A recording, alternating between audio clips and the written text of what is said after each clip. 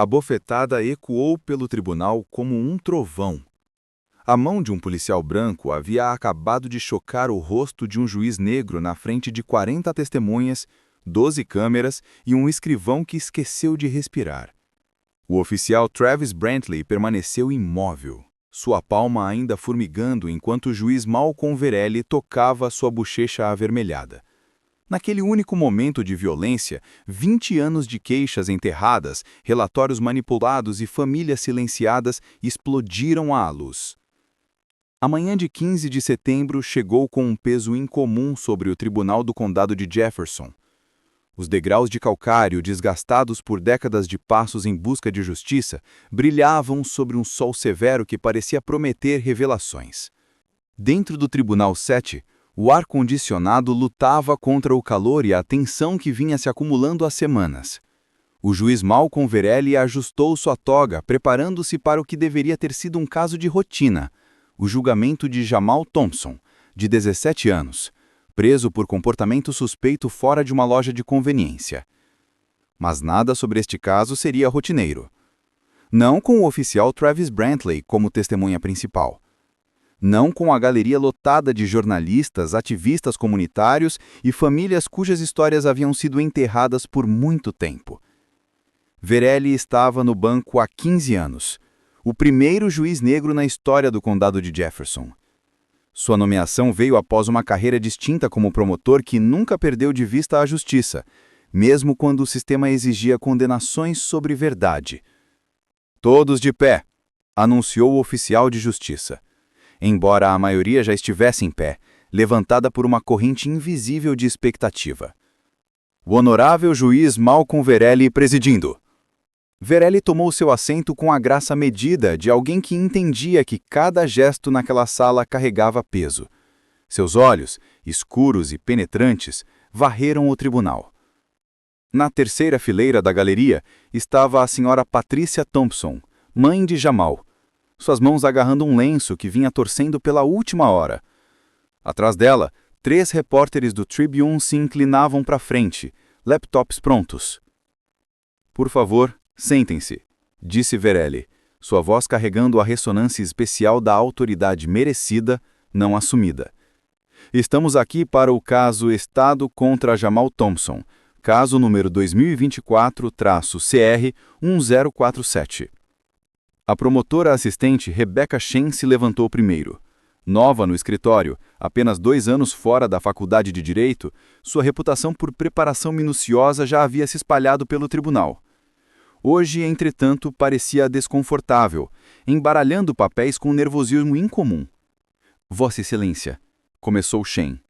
"O Estado chama o oficial Travis Brantley para depor." As portas do tribunal se abriram com vigor desnecessário. O oficial Brantley entrou como se controlasse o lugar, seu uniforme passado com precisão militar, sua insígnia captando as luzes fluorescentes. Aos 38 anos, se portava com a arrogância especial de alguém que nunca havia sido contrariado por qualquer pessoa que importasse. Com 1,88 m de músculo e agressão mal contida, coberto por um corte militar tão rigoroso que parecia puxar suas características em um escárnio permanente. Brantley estava no departamento de polícia do condado de Jefferson há 12 anos, coletando elogios de supervisores e queixas de cidadãos em igual medida, mas apenas uma categoria chegava a seu arquivo permanente. Ele caminhou pela mesa da defesa sem reconhecer Jamal Thompson, o adolescente que havia prendido, mas todos notaram como Jamal, instintivamente, se inclinou para longe quando o oficial passou. "Oficial Brantley", disse o juiz Verrelli, enquanto o oficial assumia o banco das testemunhas. "Por favor, levante sua mão direita." O oficial de justiça administrou o juramento e o "eu juro" de Brantley saiu mais como um grunhido. "Oficial Brantley", começou Chen, consultando suas anotações, embora todos pudessem ver suas mãos tremendo ligeiramente. "Pode descrever os eventos de 3 de agosto de 2024? Brantley se recostou na cadeira de testemunha, sua linguagem corporal irradiando irritação por estar ali. "Simples. Eu estava em patrulha no distrito Riverside quando observei o réu vagando fora da loja de conveniência de Chen." "Objeção. O advogado de defesa Marcus Williams se levantou suavemente. Williams era tudo que Brantley parecia desprezar, um homem negro bem-sucedido em um terno caro que falava com o tipo de educação que não podia ser descartada. Vagando é uma conclusão legal, Vossa Excelência. Procedente, decidiu Verelli. Oficial Brantley, por favor, descreva o que observou sem caracterizações legais. O maxilar de Brantley se contraiu. A correção do juiz, entregue naquele tom calmo e autoritário, claramente o irritou. Viu o réu parado fora da loja. Por quanto tempo o observou? Perguntou Chen. Cerca de 30 segundos antes de fazer contato. 30 segundos? Williams interrompeu, levantando-se novamente. Vossa Excelência, posso interrogar a testemunha sobre este ponto? Verelli acenou. Prossiga. Williams se aproximou do banco de testemunha com a graça controlada de um boxeador que sabia exatamente quando atacar. Oficial Brantley, você testemunhou que observou o meu cliente por 30 segundos. O que, especificamente, ele estava fazendo durante esses 30 segundos? Parado lá, disse Brantley. Parado? Ele estava bloqueando a entrada. Não. Estava assediando clientes. Não naquele momento. Estava cometendo algum crime que você pudesse observar? O rosto de Brantley enrubesceu. Olha, quando você está no trabalho há tanto tempo quanto eu, você sabe quando alguém está tramando algo ruim. Então seus 12 anos de experiência permitem determinar intenção criminosa com 30 segundos de observação de um jovem parado numa calçada pública? Vossa Excelência, Chen objetou fracamente. O advogado está sendo argumentativo. Vou permitir, disse Verelli, fixando seus olhos em Brantley. O oficial abriu a porta para que sua experiência fosse relevante. Respondo à pergunta, oficial Brantley. A temperatura na sala pareceu cair vários graus. Todos puderam sentir a mudança. E isso não estava indo como Brantley esperava. Williams voltou para a mesa da defesa e pegou uma fotografia. Vossa Excelência, gostaria de introduzir a prova de defesa A, uma foto da câmera de segurança da loja mostrando meu cliente no momento da chegada do oficial Brantley. A foto mostrava Jamal Thompson, um jovem magro de 17 anos em jeans e camiseta, olhando seu telefone enquanto estava perto, mas não bloqueando a entrada da loja. Oficial Brantley, continuou Williams, pode apontar o que nesta imagem mostra a intenção criminosa? As juntas dos dedos de Brantley ficaram brancas enquanto ele agarrou o corrimão do banco. Você tinha que estar lá. Então a ameaça que percebeu não é visível na evidência fotográfica. Fotos não contam a história toda. O juiz Verelli se inclinou para a frente. Oficial Brantley, vou lhe perguntar diretamente que fatos específicos e articuláveis o levaram a acreditar que o Sr. Thompson estava envolvido em atividade criminosa. A pergunta pairou no ar como um desafio. Todos no tribunal puderam sentir a tensão aumentar. Brantley olhou para o juiz com um desprezo mal disfarçado. Com todo respeito, Vossa Excelência, disse Brantley, a frase gotejando qualquer coisa menos respeito. Você não estava lá. Você não sabe como é nas ruas. Eu fui promotor por 10 anos antes de assumir o banco, Verelli respondeu uniformemente. Estive em mais patrulhamentos e cenas de crime do que posso contar. Então perguntarei novamente. Que fatos específicos e articuláveis... A galeria se mexeu. A senhora Thompson se inclinou para a frente. Os dedos dos repórteres voaram pelos teclados. Os estudantes de direito trocaram olhares. Essa não era a deferência à autoridade policial que seus livros os haviam preparado. O rosto de Brantley havia assumido um tom alarmante de vermelho. A criança parecia suspeito. Baseado em que observações específicas? Eu disse a você, seu comportamento, que consistia em... O jeito que pessoas como... Brantley se deteve, mas não há tempo. Pessoas como que, oficial Brantley? A voz de Verelli havia ficado muito baixa, o tipo de baixa que precede terremotos. O silêncio se estendeu tenso, como um fio prestes a se romper. Eu não quis dizer nada com isso, Brantley murmurou. Vou pedir para completar seu pensamento, insistiu Verelli. Você disse pessoas como. Como que? Pessoas vagando em áreas de alto crime. Brantley terminou desajeitadamente. Williams produziu outro documento. o crime e estatísticas para o raio de 6 quadras ao redor da loja de conveniência de Chen nos últimos 5 anos. O documento apareceu no monitor. A área mostrava taxas de criminalidade, na verdade, 15% mais baixas que a média do condado. Oficial Brantley, disse Verelli, parece que essa área de alto crime que você referenciou tem uma taxa de criminalidade 15% mais baixa que a média do condado. Como explica isso? A compostura de Brantley estava rachando. Estatísticas não contam a história toda.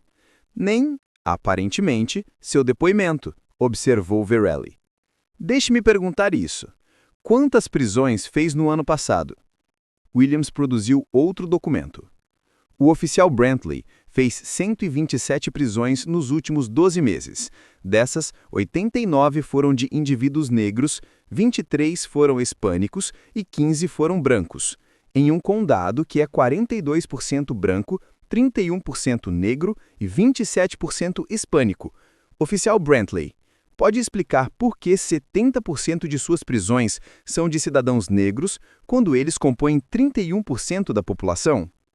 A pergunta caiu como um martelo. A galeria irrompeu em sussurros até Verelli levantar uma mão para silêncio. Chen se levantou. Vossa Excelência, o oficial Brantley não está sendo julgado aqui. Não, concordou Verelli, mas sua credibilidade como testemunha certamente está em questão.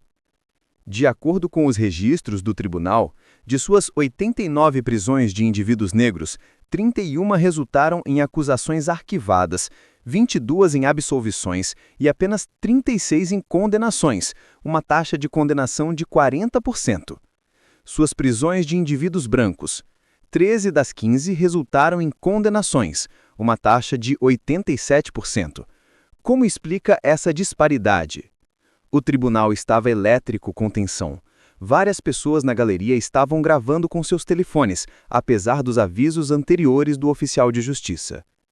Talvez, disse Brantley, seu controle visivelmente escorregando, réus negros tenham melhores advogados. Talvez saibam como trabalhar o sistema. Williams interrompeu. Um estudante de honra, de 17 anos, sem registro prévio, que estava parado numa calçada pública olhando seu telefone. Vossa Excelência, Chen tentou novamente. Isso está se afastando muito do ponto. Do que, senhora Chen? De examinar se essa prisão foi legal, se esse oficial teve causa provável, se seu depoimento é credível. Esses parecem centrais ao caso diante de nós. Ele se voltou de volta para Brantley. Oficial, vou perguntar mais uma vez. Que fatos específicos, observáveis e articuláveis o levaram a prender o Sr. Thompson?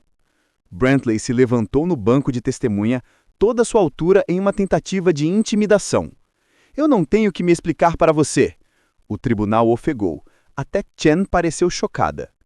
Sente-se, oficial Brantley, Verelli comandou, sua voz carregando autoridade absoluta. Por que deveria? Porque você está vestindo uma toga? Porque te deram um martelo? Você não sabe nada sobre trabalho policial real. Você fica aí na sua torre de marfim, julgando pessoas que realmente mantêm as ruas seguras.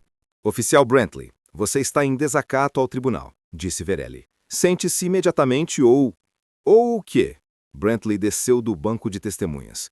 Vai me prender? Por quê? Meus irmãos de azul que sabem com o que lido todo dia? Que sabem que pessoas como você são o problema? Pessoas como eu? Verelli se levantou lentamente, sua compostura judicial intacta apesar da provocação. Por favor, oficial Brantley, esclareça essa declaração para o registro. Os dois homens se encararam no meio do tribunal. O juiz negro atrás de seu banco digno e controlado, o oficial branco no centro, punhos cerrados, raiva distorcendo suas características. Você sabe exatamente o que quero dizer, Brantley cuspiu. Vocês sempre se protegem, sempre fazem desculpas para criminosos, sempre tentam derrubar bons policiais que apenas estão fazendo o seu trabalho. Vocês, Verelli repetiu devagar, deixando a palavra pairar no ar como evidência. Foi então que aconteceu. Na visão completa de todos, a galeria, os advogados, o escrivão, as câmeras que, apesar dos regulamentos, ainda estavam gravando. O oficial Travis Brantley cruzou o tribunal em 3 passos largos e rápidos, estendeu a mão para onde o juiz Verelli estava atrás do banco e o esbofeteou no rosto. O som foi nítido, distinto, inegável.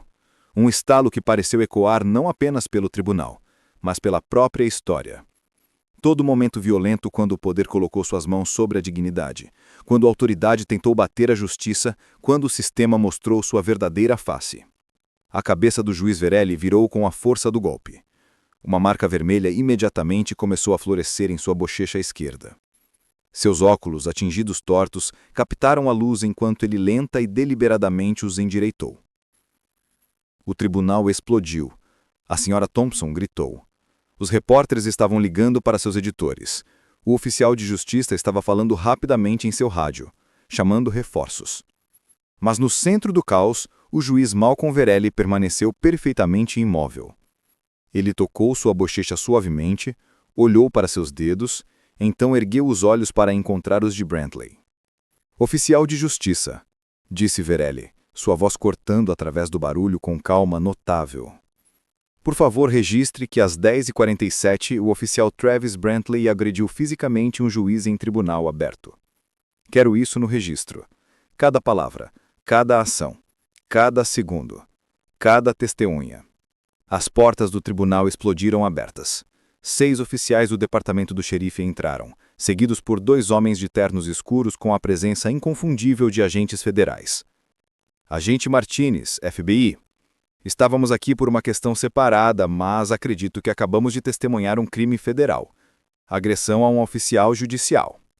Enquanto liam seus direitos para Brantley, seus olhos dispararam pelo tribunal procurando por aliados. Mas encontrou apenas rostos chocados, telefones gravando e o olhar firme do juiz Verelli. Vossa Excelência, peço o arquivamento imediato de todas as acusações contra o meu cliente. Deferido, disse Verelli simplesmente. Senhor Thompson, você está livre para ir. O tribunal pede desculpas pelo que suportou. Além disso, continuou Verelli, estou ordenando uma revisão imediata de todas as prisões que o oficial Brantley fez nos últimos 5 anos. Cada uma delas. Você não pode fazer isso, gritou Brantley enquanto era algemado. Acabei de fazer, respondeu Verelli. Os agentes do FBI já estavam no telefone. Estaremos em contato, Vossa Excelência. Na verdade, investigamos o oficial Brantley há 6 meses. Este incidente será útil para o nosso caso. Nos dias que seguiram a bofetada, a investigação revelou uma rede de corrupção que ia muito além de um oficial. O chefe de polícia Donald Mercer havia estado protegendo Brantley há anos, cobrindo evidências e intimidando testemunhas.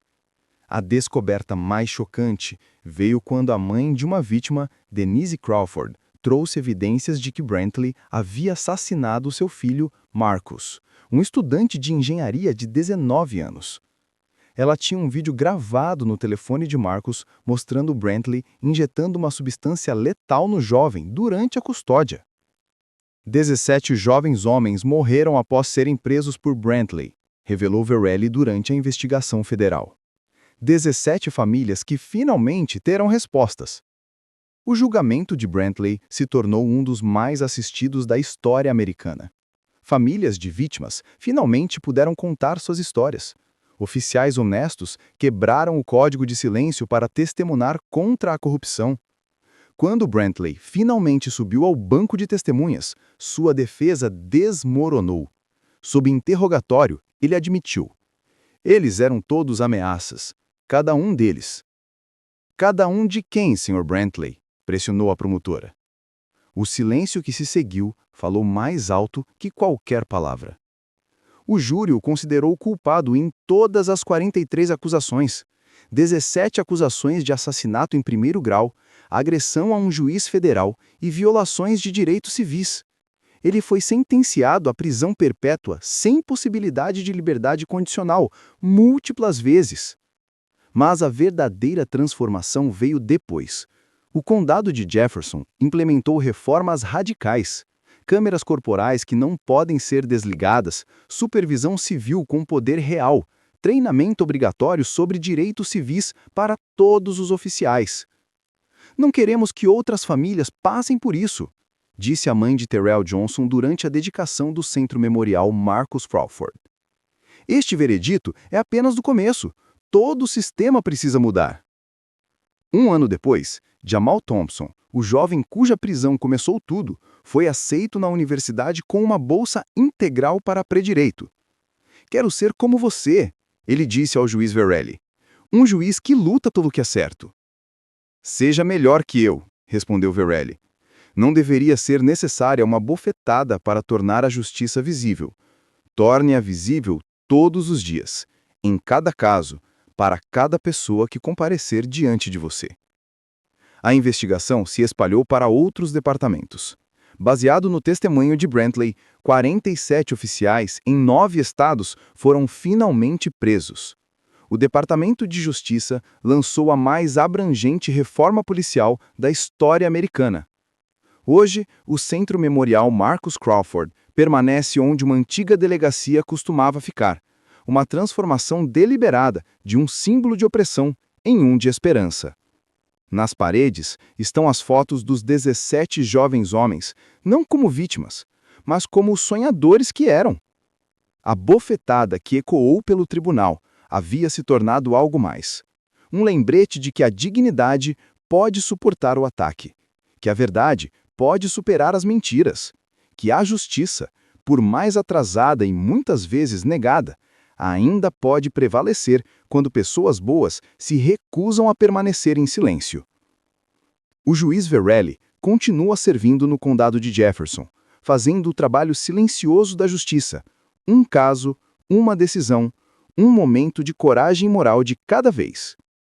A justiça não é um destino, é uma direção escolhida todos os dias por pessoas comuns que se recusam a aceitar a injustiça como inevitável. Esta história real de coragem e transformação mostra como um momento pode mudar tudo. Inscreva-se no canal e ative as notificações para mais histórias inspiradoras de justiça e mudança social. Compartilhe esta história. Todos precisam saber que a luta pela justiça nunca termina, mas sempre vale a pena.